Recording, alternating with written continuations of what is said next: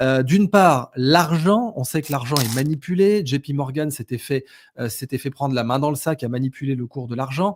L'argent est plus nécessaire que l'or industriellement. L'or reste nécessaire industriellement, les circuits imprimés, etc.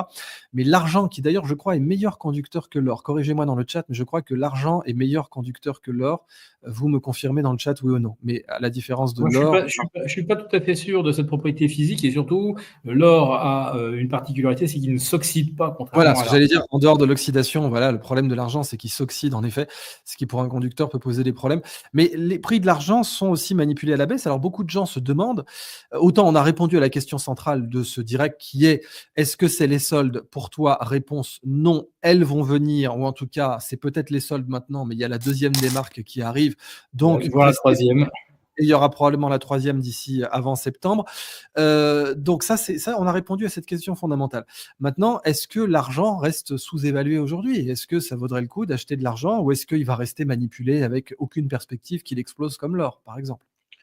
Mais l'argent, il est outrancièrement manipulé, et c'est parfaiement compréhensible. Vous avez des acteurs qui sont tellement engagés dans des ventes à découvert sur des dizaines, voire des centaines de milliers de contrats, qui ne peuvent pas laisser l'argent faire ce qu'on appelle un breakout, franchir, alors un seuil que tout le monde connaît par cœur, c'est 34,50 $ l'once. Au-delà, vous avez des gens qui vont devoir commencer à racheter leur position s'ils sont vendeurs. Il y a deux façons de faire, où on rachète ses positions, mais donc on tire le marché à la hausse, ou alors on a le physique et on peut le fournir. Voilà, donc ça veut dire que les ventes à découvert qu'on avait fait, c'est simplement une couverture des stocks qu'on avait. L'essentiel des spéculateurs n'ont pas de stock. Et aujourd'hui, s'ils espéraient pouvoir trouver en mode panique quelques milliers de tonnes d'argent pour couvrir une petite partie de leur vente à découvert, car il y a aujourd'hui 300 contrats à terme sur l'argent pour une once disponible. Donc là, on peut assister à un truc, c'est un bain de sang absolu. Alors, un bain de sang absolu. Ouais. Pourquoi il n'y aurait pas un short squeeze sur l'argent? Donc on rappelle, un short squeeze, c'est quand tout le monde a spéculé à la baisse, vous vendez à des ça peut survenir. Ouais. Ça peut survenir, mais là, ça mettra en difficulté des acteurs systémiques. Il faudra là que la Banque centrale s'en mêle. Je vois déjà le scénario. Donc, ça passe 34,5, ça va directement à 40, 44. Et là, d'un seul coup, on changera les règles du jeu. On dira, si vous voulez exercer ou si vous voulez prendre de nouvelles positions, il va falloir amener 50% de cash en couverture, etc. Donc, mais il y aura probablement quelque chose de spectaculaire si l'once d'argent franchit les 34,5. Et pourquoi je dis que c'est outrageusement sous-évalué? Tout simplement parce que la production mondiale ne couvre pas la demande, et ce n'est pas la première année que ça arrive. C'est quelque chose qui est récurrent depuis presque une dizaine d'années. Alors on s'en tire évidemment en puisant un peu dans les stocks du LME, mais il y a un moment où on ne peut plus. Et surtout, c'est pour moi qui fais le calcul, il suffirait qu'un seul des détenteurs d'un de ces 300 contrats, vous avez 300 contrats et vous avez des vendeurs qui sont absolument majoritaires, il suffirait qu'un seul pourcent de ceux qui détiennent des contrats demandent l'exercice et qu'on leur livre le métal pour que les stocks soient vides avant le coup de cloche final à Wall Street. Donc, la situation, là, on est là aussi sur, comme on dit, là, c'est la dernière tranchée, la dernière ligne de défense. Là, il faut ramener les taxis de la Marne, tout ce que vous voulez, mais il ne faut pas que l'once d'argent franchisse ces 34,5 parce que derrière, on ne saura pas l'arrêter ou on le fera de façon réglementaire. Mais il y aura quand même, comme on dit, du poil d'arraché, et il y a quelques investisseurs institutionnels, parce qu'il n'y a qu'eux qui peuvent se permettre d'avoir des ventes, enfin des positions de vente et qui ont suffisamment de couverture, je parle là en termes de marge, pour tenir. Ils ont tenu jusqu'à présent, mais je pense qu'au-delà de 35, ils ne tiendront plus. Voilà, donc ça, c'est pour l'argent, mais c'est évidemment manipulé et pour des raisons que nous connaissons, enfin les spécialistes connaissent depuis Mais ce qui longue reste un date. scandale.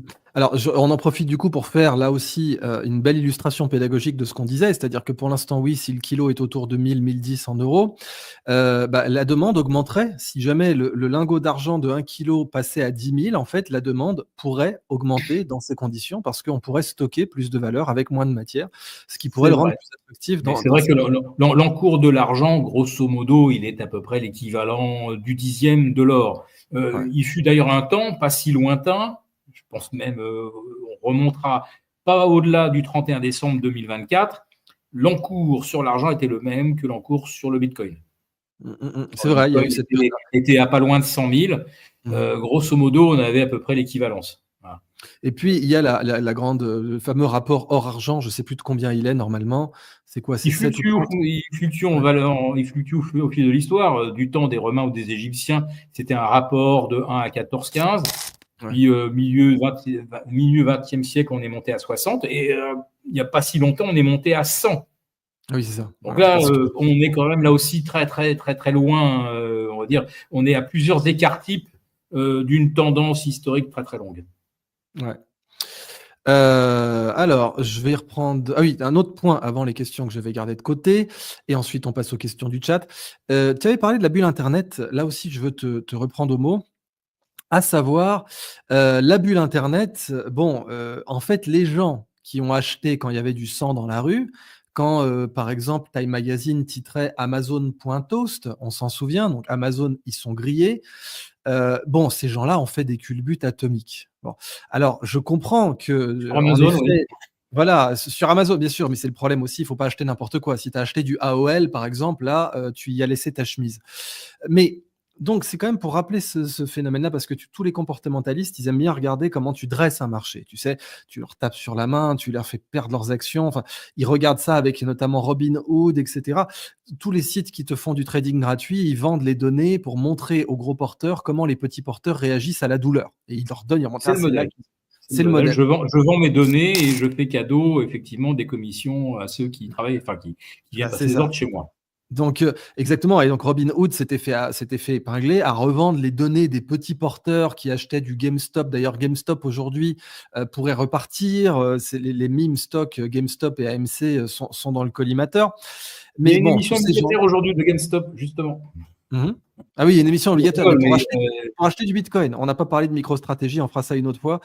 Mais ils veulent devenir un micro-stratégie. Donc, on rappelle Michael Saylor, qui est un mec qui avait tout perdu en fait dans les années 2000. Il s'est dit voilà, le système boursier est perdu, puis c'est devenu un maximaliste Bitcoin extrême. Et donc aujourd'hui, il s'endette pour acheter du Bitcoin comme un timbré. Si le Bitcoin baisse, il pourrait sauter, mais le mec, rien à foutre, il continue d'acheter. Je sais que tu as des idées très précises là-dessus. Malheureusement, on ne pourra pas en parler ce soir. Ça aurait été un beau sujet, mais... J'ai déjà fait d'ailleurs un commentaire là-dessus sur l'Inforruptible, qui est mon petit commentaire quotidien, poil à gratter.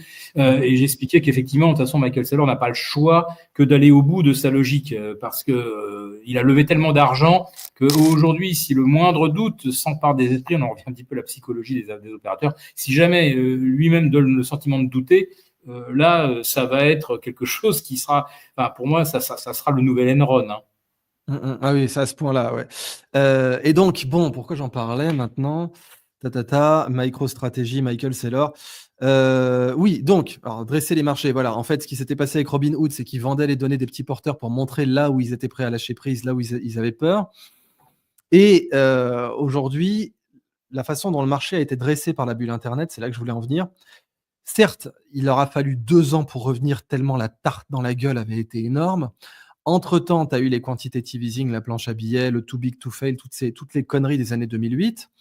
Et tu as eu aussi donc le fait qu'il y en a beaucoup qui se disent avec le recul, tu sais, la douleur s'oublie, avec le temps, tous les souvenirs sont bons, comme dirait Jean Reno dans Wasabi, j'ai de la culture.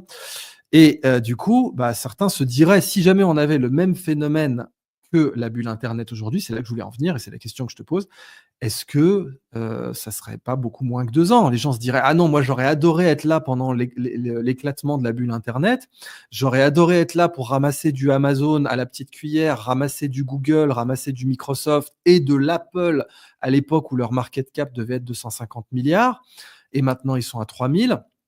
Tu vois, est-ce que c'est pas plutôt ça comme comportement qui risque de présider? Parce que toi et moi, on faisait une émission, tu te rappelles, sur les carry trades, où c'était quand même une sacrée crise, c'était ultra dangereux. Le marché est reparti. Tout comme ça. C'était ultra, explosif. La totalité des marchés mondiaux pouvaient sauter. C'est Oui, reparti il y a comment? eu l'espèce de volat de guédon, un Ouais. pic de volatilité sur le yen, quand d'un seul coup, on s'est dit, mais et si la BOJ, la Banque centrale du Japon, changeait d'attitude et décidait de combattre l'inflation? Quelque chose qu'on Mmh. n'envisageait absolument pas. Et d'un seul coup, cette idée a traversé l'esprit de quelques gros spéculateurs et ils se sont empressés de se dégager de peur que le yen se mette à progresser au-delà de 140 contre Mmh. dollar. Mais tu sais qu'aujourd'hui, le yen prend 3%, Tout à fait. passe Donc au voilà. dollar. Mais donc 3%. ma question, Pour est-ce des gens qu'on qui sont vendeurs à découvert de yens pour acheter du dollar, et donc au travers du dollar pour acheter des T-bonds américains, ou mmh. même récemment c'était plutôt du Palantir, de la Plovine et autres joyeusetés qui prenaient 20 à 30% par mois, euh, 3% c'est énorme. Parce qu'aujourd'hui, le rendement du dollar, c'est 4 et tout juste. Si demain, le yen prend 5% contre le dollar, le carry trade devient perdant. Hein. C'est ça. C'est-à-dire qu'on doit plus d'argent que ce qu'on a emprunté et on n'est pas compensé en termes de flux par la rémunération qu'offre le dollar. Donc attention, également, je vous parlais de la bulle des emprunts hypothécaires, il y a aussi ce carry trade. Si le dollar part beaucoup trop vite à la baisse, il va y avoir aussi un énorme problème Ça pour pourrait ceux qui repéter. justement Ouais. ont investi à Wall Street en empruntant en yens. Mmh. Ils ont investi à Wall Street, là maintenant ils se prennent moins 20%, et ils ont en plus de ça leur carry trade à rembourser. Mmh Si le mh. dollar se torche, ils ont non seulement à supporter des pertes, il va falloir qu'ils supportent un écart négatif sur le dollar yen. Quand je disais qu'il y a beaucoup de dangers partout, voilà, on vient de soulever ça au passage, mais ça fait quand même partie des éléments à surveiller. Alors, on est d'accord que pour Donald Trump, si les gens qui font des carry trades se prenaient la tasse, a priori, ils s'en foutraient. Ah, là, ça peut très vite devenir systémique. Hein. Ouais, donc là, ça deviendrait un problème. OK. Bah, Bon, je rappelle pour ceux qui nous suivent et qui ne sont pas forcément très, très au fait et merci de faire de la vulgarisation. des mécanismes de spéculation, mais vous avez donc des grandes banques généralistes, des JP Morgan, des Citi, etc., et qui en fait avancent de l'argent à des petits génies, alors souvent des quants très, très brillants, qui disent, moi j'ai une martingale, ça gagne presque à tous les coups. D'ailleurs, depuis 15 ans, vous voyez, je n'ai que des années positives parce que le marché, Mmh. il y a toujours eu la Fed derrière ou la BCE. Et moi, j'ai une martingale, ça gagne à tous les coups. Et donc, ils empruntent et on leur donne de plus en plus de levier parce que ça gagne, donc tout va bien. Mais il y a un moment, si cela se met à perdre, euh, là, c'est le prêteur, c'est-à-dire la grande banque généraliste, qui risque d'avoir de gros, gros soucis. Et on ne veut pas de ça. Hein. Mmh mh, mmh mh, mmh. C'est très clair. Bon, allez, quelques petites questions rapides de contexte avant qu'on passe aux questions du chat. Alors déjà, autre info, hein, Trump a dit, il a fait une déclaration avant-hier, en disant qu'il voulait procéder à la plus grosse coupure de taxes, à la plus grosse baisse d'impôts de l'histoire américaine.